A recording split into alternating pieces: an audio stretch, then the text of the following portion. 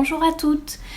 Peut-on être en mini-jupe et être une bonne catholique? Voici la question que je me pose, que je vous pose pour ce 50e podcast. Et oui, déjà 50. Merci pour votre fidélité. Merci d'être de plus en plus nombreux pour ce rendez-vous hebdomadaire. Merci pour vos commentaires, pour votre soutien. Et j'espère qu'on va encore faire un bout de chemin ensemble. Alors oui, je provoque, je m'amuse, j'avoue que je m'amuse beaucoup d'imaginer la réaction de certaines personnes quand elles qui doivent être vraiment offusquées rien qu'en lisant le titre de mes podcasts. Alors vous l'avez compris, c'est fait exprès, c'est toujours un peu pour piquer votre curiosité, pour vous donner envie de les écouter, mais c'est aussi pour vous faire réfléchir. Parce qu'en fait la réponse n'est pas toujours aussi simple, ou alors on va plutôt dire la réponse se fait souvent en deux temps. C'est-à-dire, pour la question d'aujourd'hui, peut-on être en mini-jupe et être une bonne catholique? La première réponse, on va dire la réponse de base, est assez simple dans le sens où moi, Thérèse, je ne peux absolument pas juger en tant que pauvre créature, pauvre pécheresse, si telle femme ou telle fille est catholique, est bonne catholique, est en état de grâce, si elle plaît au bon Dieu, quel est l'état de son âme, etc.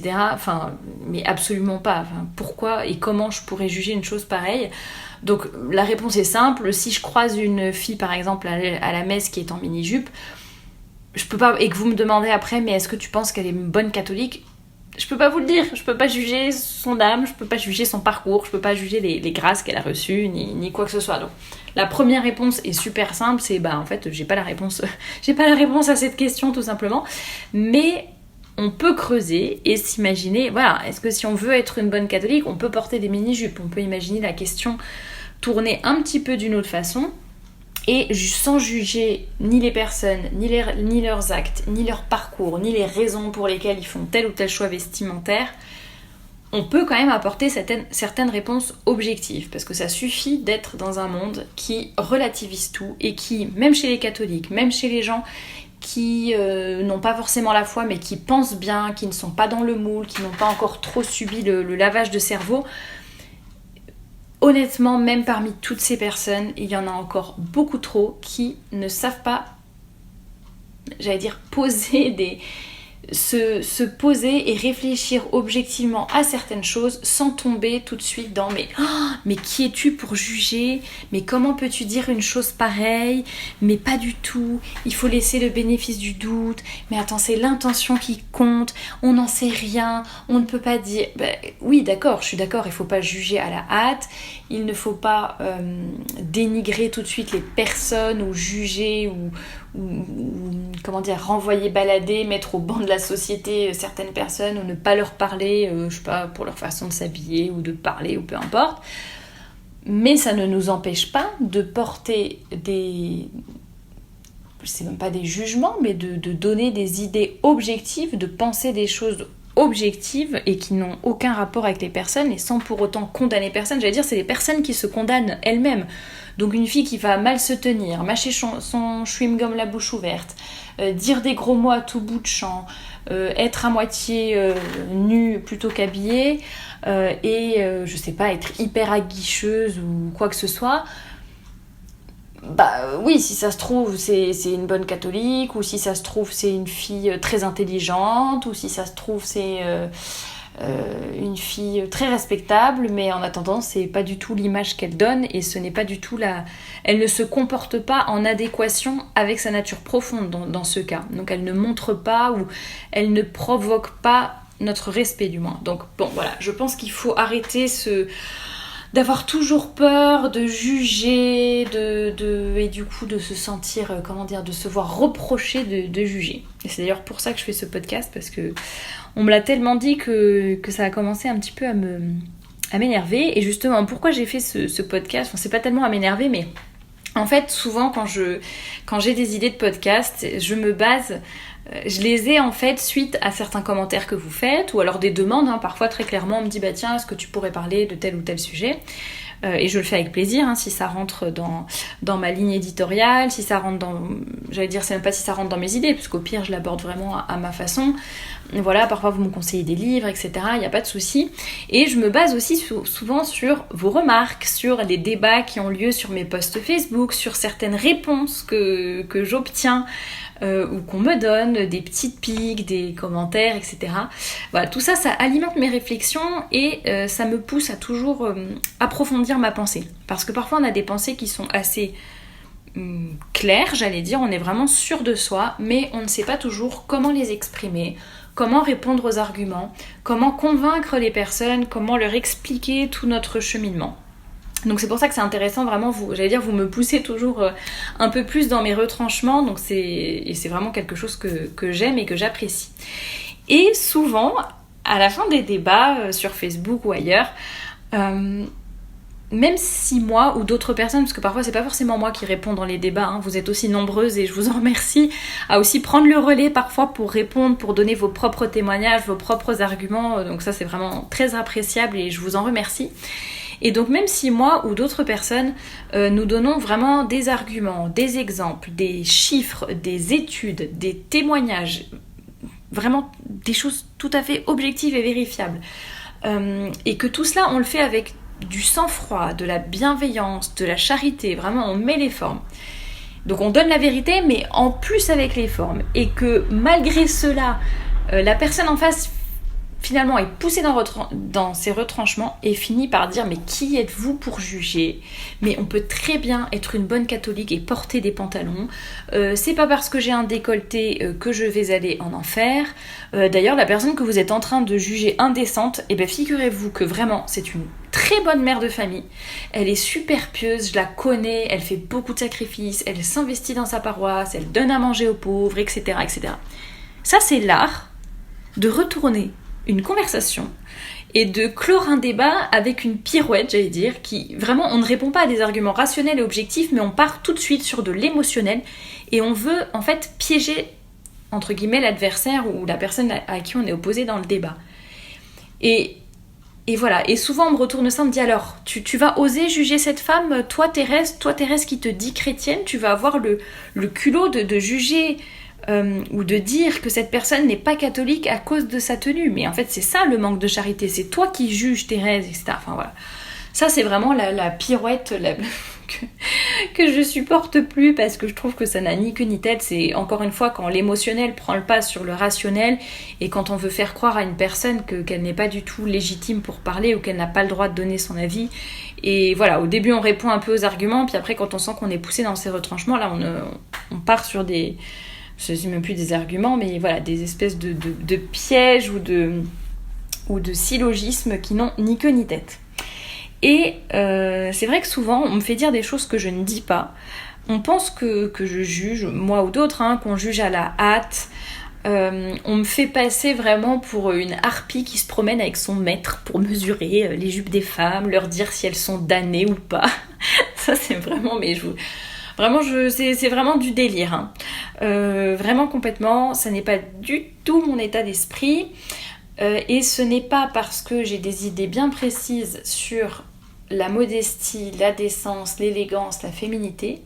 Ça ne veut pas dire que dès que je croise une femme qui a une jupe un peu trop courte ou qui porte un pantalon, ça ne veut pas dire que je vais surtout ne pas lui parler, la pousser pour qu'elle tombe sous un train, lui cracher au visage, enfin non, pas du tout quoi, c'est pas du tout mon état d'esprit. L'objectif quand j'ai créé Femme à part, le blog, les réseaux sociaux, c'était vraiment de faire prendre conscience aux gens de la symbolique du vêtement, du message que l'on fait passer à travers ces vêtements, de l'impact de nos tenues sur nous-mêmes et sur ceux qui nous entourent, en particulier les hommes qui ne sont pas du tout réceptifs de la même façon aux stimuli visuels. Les femmes, j'essaye de faire prendre conscience aussi du tort que la libération sexuelle et certains vêtements à la mode, le tort que cela peut causer aux femmes. Ça va les transformer en objets sexuels, ça va les dégrader tout simplement.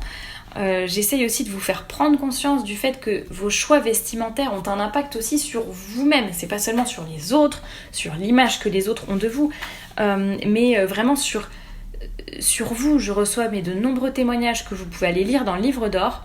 Je n'invente vraiment rien. De femmes qui ont été changées, transformées du tout au tout, du fait de porter plus de robes que de pantalons, ou alors du fait de rallonger leurs robes et leurs jupes.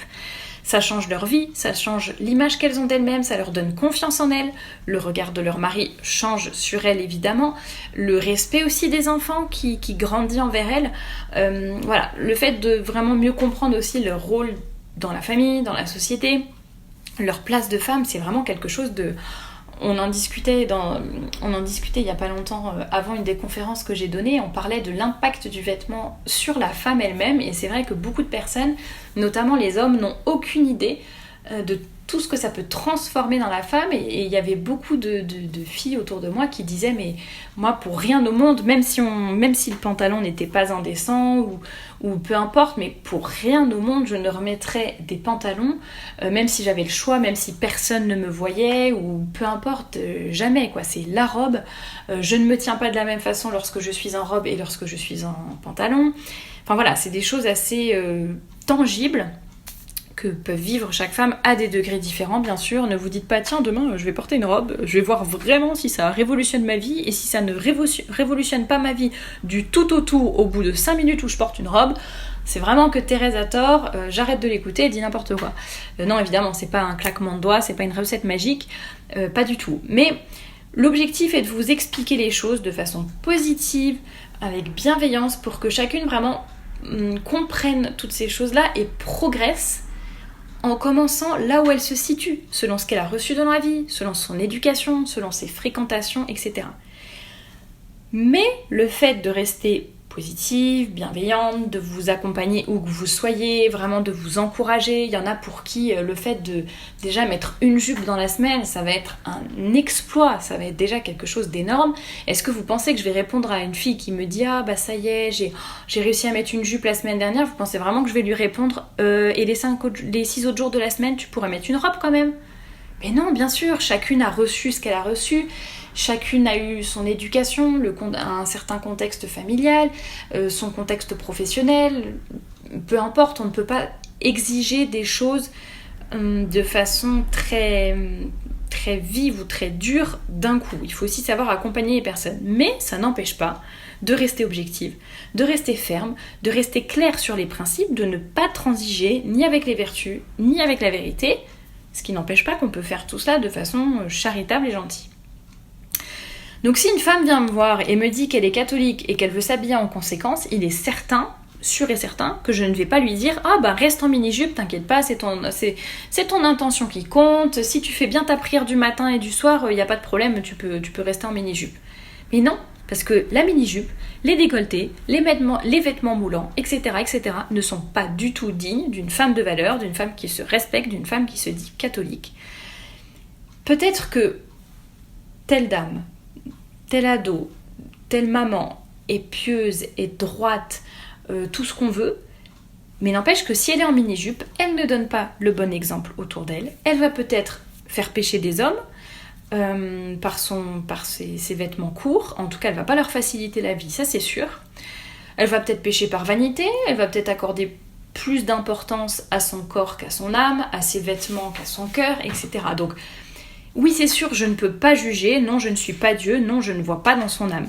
Mais ça, par contre, ce sont des choses objectives. Tout ce que je vous dis en ce qui concerne les vêtements, ce sont des règles qui doivent être suivies, qui devraient être suivies par tout le monde, et que l'on ne peut pas compenser par autre chose. Je vais pas dire, bon, alors moi je vais faire un rosaire par jour, comme ça, pas de problème, je m'habille comme je veux. Ou alors, je donne la moitié de mon salaire aux pauvres, comme ça après je peux me permettre de mettre en mini-jupe. Attends, déjà je donne la moitié de mon salaire aux pauvres, c'est bon, ça suffit, ça montre bien ma bonne volonté, ça montre bien mon abnégation, voilà, je peux ensuite faire ce que je veux, je suis une bonne catholique. Oui, c'est bien, c'est très bien de donner votre argent aux pauvres, je ne vous dis pas de faire le contraire, de ne pas le faire, mais ça ne vous dispense pas de bien vous habiller. Parce que tous nos choix ont des conséquences et nos vêtements sont des symboles. C'est très bien expliqué dans beaucoup de livres, vous pouvez aller voir dans la bibliographie du blog. Notamment, j'ai beaucoup aimé la symbolique du vêtement dans la Bible qui a été écrit par l'abbé Crasse. Et qui nous explique que le chrétien doit s'habiller avec la dignité qui est due à son rang, à son statut, à son baptême. Ça ne veut pas dire qu'il doit s'habiller de façon laide, ça ne veut pas dire qu'il doit se cacher, ça ne veut pas dire qu'il doit se rendre moche ou quoi que ce soit, non. Mais par contre, un chrétien doit être beau, doit être soigné, doit avoir des vêtements qui lui vont et en même temps qui mettent en valeur son âme, que l'on voit d'abord son âme, son visage, avant de voir, mais avant de voir ses fesses ou sa poitrine. C'est un peu dit crûment, mais c'est ça. Donc nous sommes les filles du roi des rois et nous devons nous habiller en conséquence. Et être chrétien, oui, c'est exigeant, on est bien d'accord, parfois on a envie de tout laisser tomber, et surtout quand on est dans une telle société où on est sans cesse tiré vers le bas et on nous fait perdre tous nos repères. Mais ça suffit de nous donner des fausses excuses, d'avoir toujours des arguments un peu falsifiés, des syllogismes, des tentatives pour piéger les autres, et ne pas avoir à nous remettre en question. Comme je le disais sur le jugement, c'est très facile de dire « mais attends, tu peux pas juger, nanana », non. Et ça serait presque drôle d'ailleurs de voir certains commentaires si le sujet n'était pas aussi grave et important. Donc non, il ne s'agit pas de juger du degré de foi ou de grâce d'une personne, mais de lui faire prendre conscience qu'on ne peut pas dire une chose et faire le contraire, qu'on ne peut pas penser une chose et le cacher ou le garder pour soi et puis faire supposer autre chose à l'extérieur. Donc nous sommes des filles de Dieu et nous devons agir en fonction de cela et pas comme nous le dicte le monde.